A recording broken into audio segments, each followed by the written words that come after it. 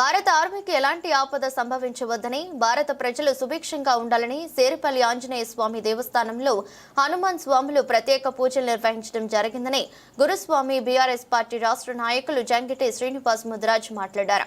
మాజీ మంత్రి సిద్దిపేట ఎమ్మెల్యే హరీష్ రావు ఆదేశాల మేరకు హనుమాన్ స్వాములతో కలిసి జంగిటి శ్రీనివాస్ ముదిరాజ్ సేరిపల్లి వీరాంజనేయ స్వామి దేవస్థానంలో భారత ఆర్మీ కోసం, భారత ప్రజల కోసం ప్రత్యేక పూజలు నిర్వహించారు.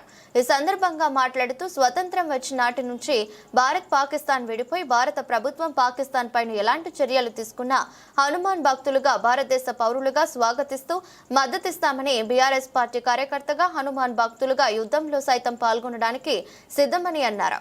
మొన్న పహల్గాంలో 26 మందిని కుట్రలు పెట్టుకోవడం జరిగింది. మరి ఈరోజు పాకిస్తాన్ పైన జరుగుతున్నటువంటి యుద్ధంలో మరి భారత దేశ ప్రజలకు కానీ, భారత ఆర్మీకి కానీ ఎలాంటి హాని జరగకూడదని చెప్పి ఈరోజు సేరిపల్లి వీరాంజనేయ స్వామి దేవస్థానంలో మరి ప్రత్యేక పూజలు చేయించడం జరిగింది. మరి ఏదైతే సింధూర్ ఏదైతే జరిగిందో మరి ఆ యొక్క యుద్ధంలో, అదే కాకుండా మరి ముందు జరిగేటువంటి యుద్ధంలో కూడా భారత ఆర్మీకి ఎలాంటి ప్రాణ నష్టం జరగద్దు, గాయాలు కావద్దు, దెబ్బలు జరగద్దు. మరి ఏదైతే మనకు మరి ప్రత్యర్థి దేశం ఉందో పాకిస్తాన్ పైన మరి ఎప్పుడైనా కూడా మన భారతదేశం మరి మనం విజయం సాధించాలి, మన ఆర్మీ విజయం సాధించాలి. మరి ఈనాడు ఇక్కడ మనకు భారతదేశ ఆర్మీ లేకుంటే మన దేశ ప్రజలకు భవిష్యత్తు లేదు, మరి ప్రాణాలు కూడా లేవు.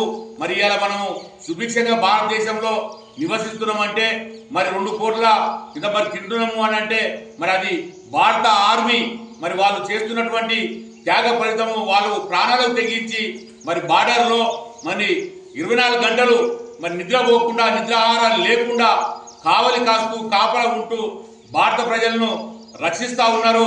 అదేవిధంగా వాళ్ళు ఏ చర్యలు తీసుకున్నా కూడా, ఎలాంటి యుద్ధాలు చేసినా కూడా మరి వారికి ఏమీ కావద్దు, వారి యొక్క ఆరోగ్యాలు సుభిక్షంగా ఉండాలి.